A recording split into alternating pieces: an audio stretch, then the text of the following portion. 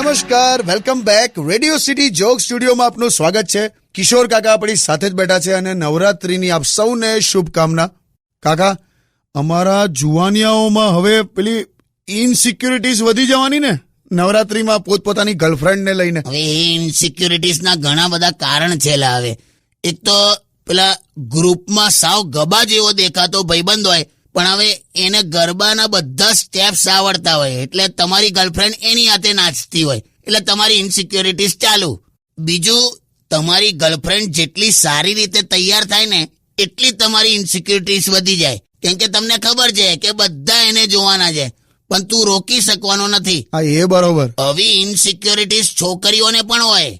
તું એની બેનપણીઓ હાથે ગરબા રમીશ ને તો પાછું એને નહીં ગમે, અને એને એવું ખબર છે કે અત્યાર સુધી તું એને દુનિયાની સૌથી રૂપાળી છોકરી ગણતો હતો, પણ નવરાત્રીમાં એવું ના થાય.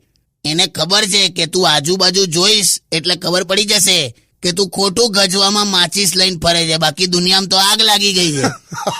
અને અત્યારની ગર્લફ્રેન્ડને એમ પણ ખબર જ છે કે આજે કોઈ દેવદાસ થવા તૈયાર નથી.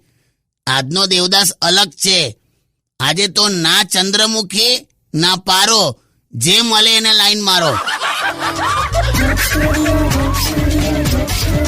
Only on